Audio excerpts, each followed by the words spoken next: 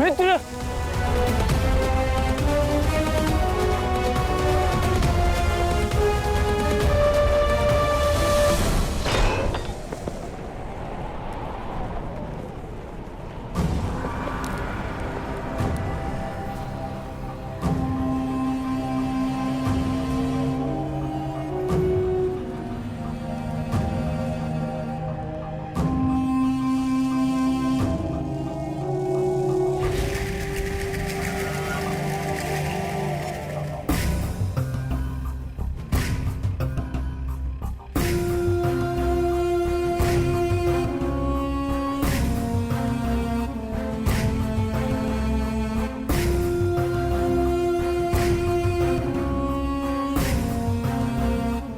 आज मैं आपको उस अपमान का अनुभव कराऊंगा। आपकी पूरी सेना और महारथियों के समक्ष आपका वस्त्रहरण करूंगा।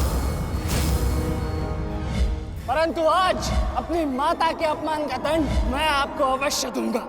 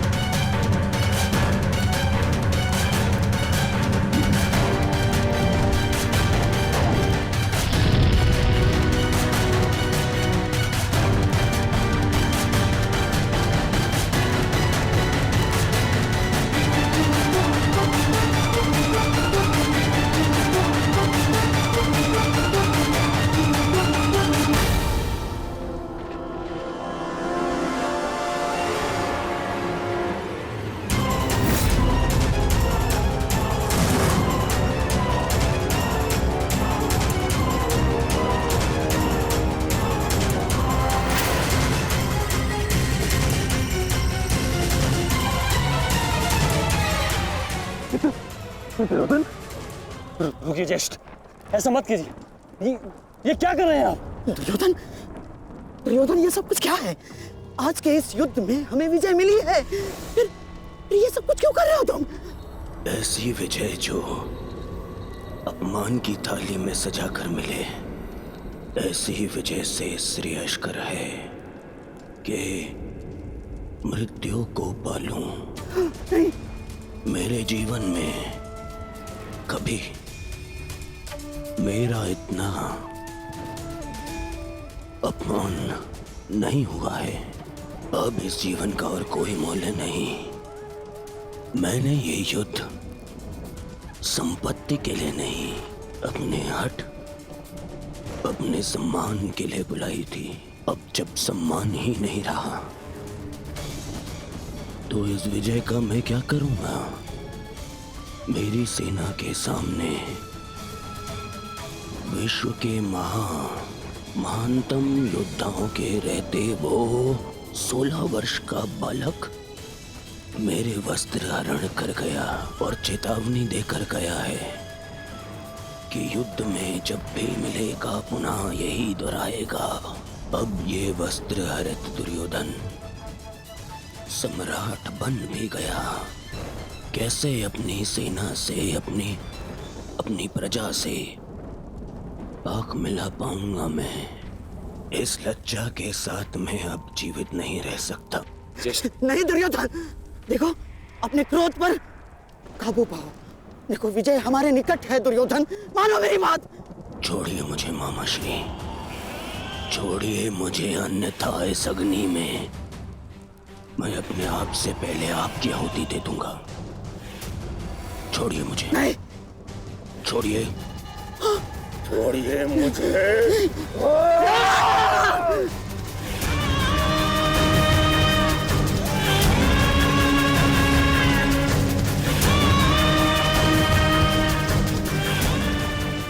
नहीं, नहीं दुर्योधन, देख क्या रहे हो मूर्खों? कोई रोको इस अनर्थ को।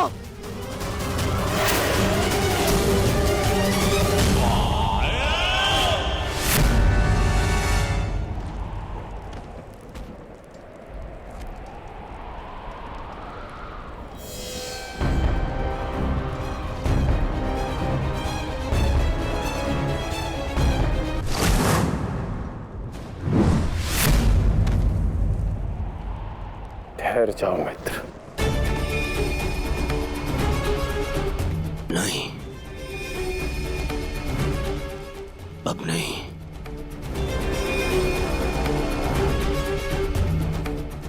क्रोध में विवेक मत खो बैठा। जो अपना सम्मान खो चुका हो उसके पास खोने को और क्या शेष है। ले लेने देते उस अभिमन्यु को मेरे प्राण, वीर गति तो मिलती।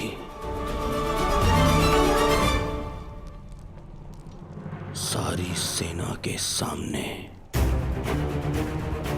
मेरा वस्त्र हरण कर गया वो बालक, जिन पांडवों का सर कटा हुआ देखना चाहता था उन्हीं का बालक मेरा सर झुका गया। संसार के सारे योद्धा देखते रह गए और वो बालक मुझे अपने बाणों के चक्र में फंसा गया। मैं ये अपमान सहन नहीं कर सकता। क्या करूंगा जीवित रह गए जब संसार के सामने शीश उठाकर चल भी नहीं सकता मैं। इसीलिए अब मैं अग्नि स्नान करूंगा।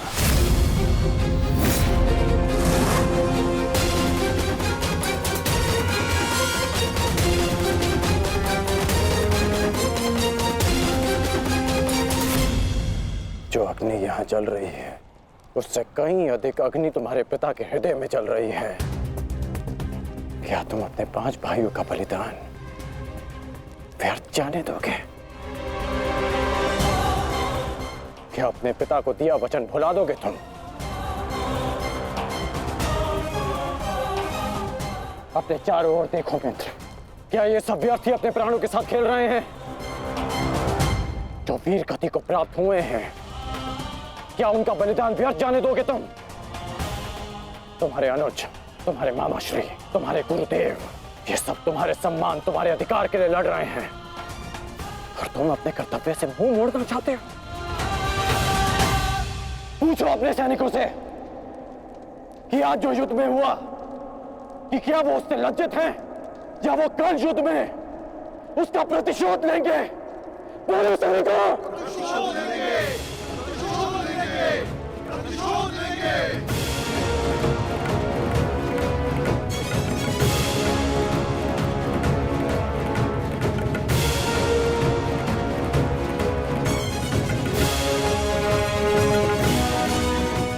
इन सैनिकों का सम्मान मेरे मन में लगी अग्नि को बुझा नहीं सकता मित्र। मैं तुम्हारे लिए सदैव प्रस्तुत हूं मित्र। आदेश दो मुझे, आदेश दो कि क्या चाहिए तुम्हें।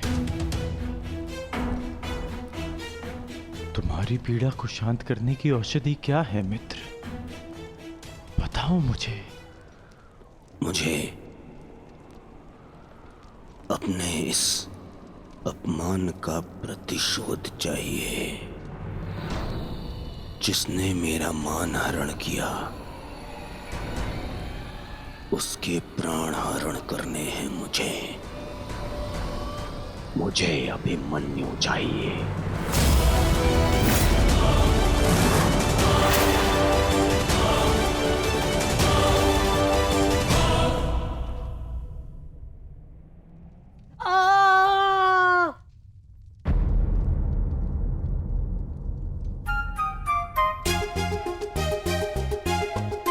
बहुत पीड़ा हो रही है ना इन्हें? पीड़ा? अभी तक मैंने इसके घाव को छुआ भी नहीं है। अभिमन्यु तुम्हें सताने के लिए उपक्रम कर रहा है उत्तरा। बहुत बुरे हैं आप। और तुम बहुत डरपोक। एक योद्धा की पत्नी के मन में इतना भय शोभा नहीं देता उत्तरा। ये घाव हमारे लिए आभूषण होते हैं।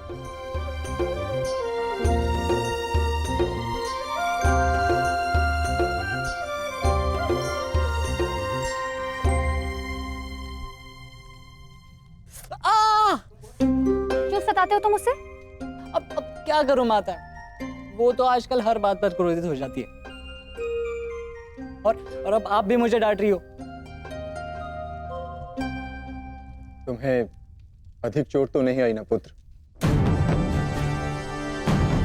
नहीं पिताश्री, बल्कि बहुत कुछ सीखने को मिला। सच में अंगराज कर्ण एक महान योद्धा है। उन्हें आपके अतिरिक्त और कोई टक्कर नहीं दे सकता। हाँ पुत्र, परंतु हम दोनों के लक्ष्य और सोच भिन्न हैं। मुझे तुम पर गर्व है।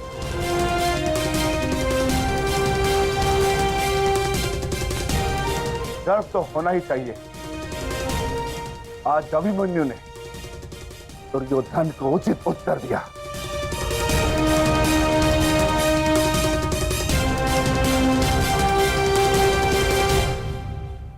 सत्य अभिमन्यु,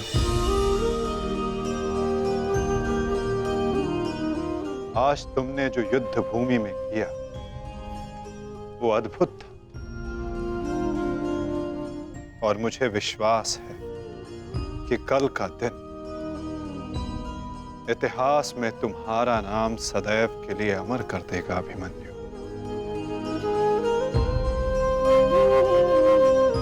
इतिहास से पूर्व मेरे पुत्र ने अपनी छवि मेरे मन में अमर कर दी है। 14 वर्षों के पश्चात आज पहली बार मन को एक शीतलता पहुंची कि मेरे पुत्र ने मेरे साथ हुए अपमान और अत्याचार का भान उस दुर्योधन को करवाया। मेरी आत्मा को जैसे एक वस्त्र का संबल मिल गया। इसके लिए मैं सदैव के लिए अभिमन्यु की ऋणी रहूं। जीवन तो पल पल में है सखी, जिस पल को जी लो वही जीवन होता है। आज तुम प्रसन्न हो, जी लो सखी, आज का दिन जी लो। कल का दिन तो अभिमन्यु के जीवन का अंतिम दिन होना चाहिए। और स्मरण रहे, सरल मृत्यु नहीं देनी है उसे। मृत्यु आने की पीड़ा का आभास कराना है। और जब तक वो भूमि पर रेंगता हुआ दया की भीख ना मांगे, मृत्यु नहीं आनी चाहिए उसे। वो मृत्यु मांगेगा और मैं हर पल उसे मृत्यु और जीवन के बीच में झुलाऊंगा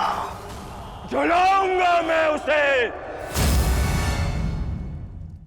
असंभव युवराज, जब तक युद्ध भूमि में पांडव उपस्थित हैं तब तक अभिमन्यु तक पहुंचना असंभव होगा।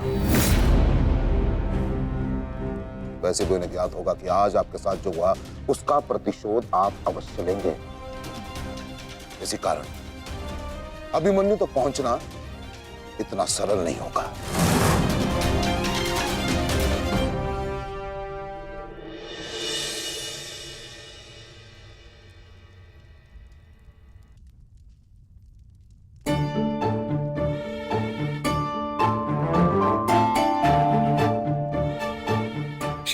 क्षमा कर दो, भूल हो गई बस। अच्छा अब क्षमा भी कर दो। जिसने युवराज दुर्योधन का मस्तक झुका दिया वो आज तुम्हारे समक्ष सर झुकाए मना रहा है तुम्हें। देखो, किसी ने मुझे इस प्रकार सर झुकाए देख लिया ना तो मेरा बहुत उपहास उड़ाया जाएगा। पहले वचन दीजिए कि भविष्य में आप इस तरह मेरा उपहास नहीं बनाएंगे। आपको अनुमान भी है मैं कितनी भयभीत हो गई थी। अब इसमें भयभीत क्या होना उत्तरा? आप नहीं समझेंगे, मुझे आपसे बात ही नहीं करनी। तो ठीक है, मत बात करना, परंतु कल यदि लौटा नहीं ना तो पछताना नहीं कि दोबारा ऐसे मत बोलना आर्य। भाई खो चुकी हूँ, पति नहीं खो सकती। क्षत्रिय हूँ, अपने अधिकार लेना जानती हूँ। आपको लौटना होगा, क्योंकि इस बार केवल मैं नहीं, आपकी होने वाली संतान भी आपकी प्रतीक्षा करेगी।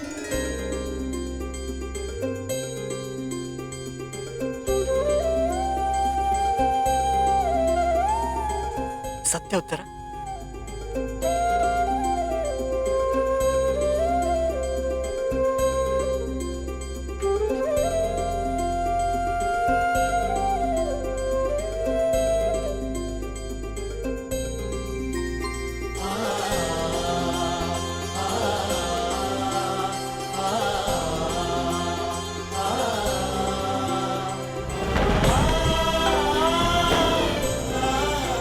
मैं तुम्हें वचन देता हूं उत्तरा, तुम और हमारी संतान सदा मुझ पर गर्वित रहेंगे।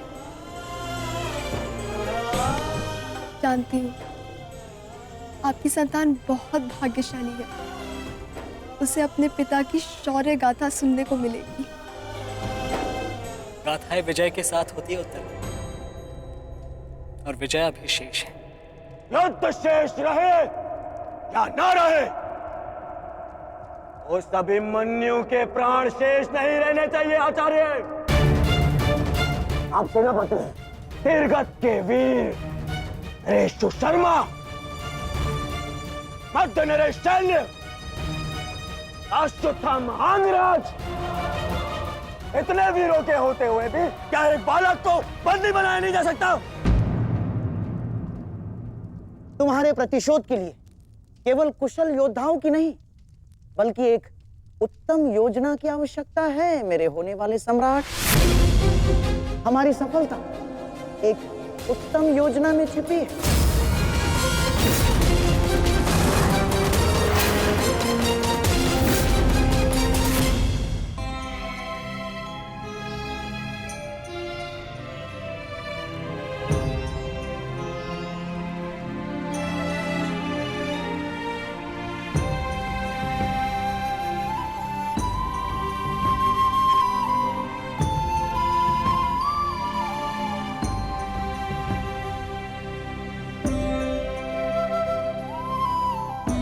ऐसा क्या है जो आप चाहकर भी मुझसे नहीं कह पा रहे हैं सखा?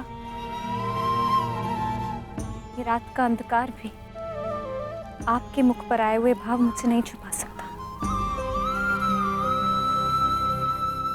रात्रि के बाद दिन आता है सखी, उसी प्रकार जीवन के पश्चात मृत्यु आती है, सुख के बाद दुख आता है, और यही सृष्टि का नियम है। हमें अपने जीवन में सबके लिए तत्पर रहना चाहिए सखी।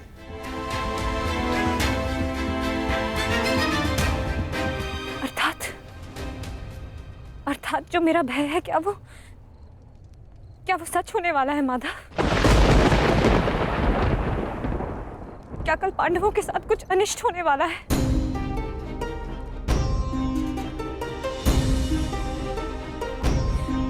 आप तो सब जानते हैं ना सखा, बताइए मुझे, बताइए मुझे।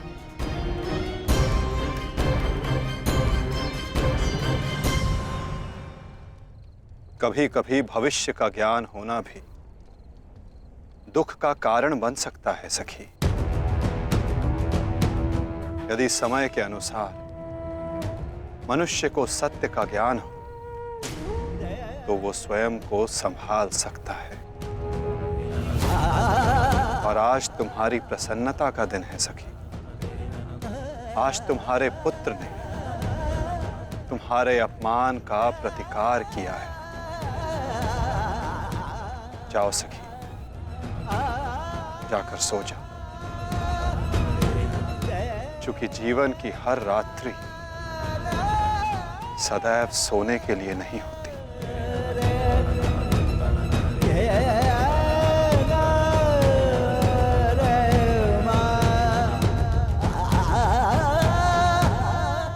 मैं तब तक सो नहीं पाऊंगा जब तक मेरा प्रतिशोध पूर्ण ना हो जाए आचार्य। प्रतिशोध की आग में कोई और भी जल रहा है। युवराज दुर्योधन,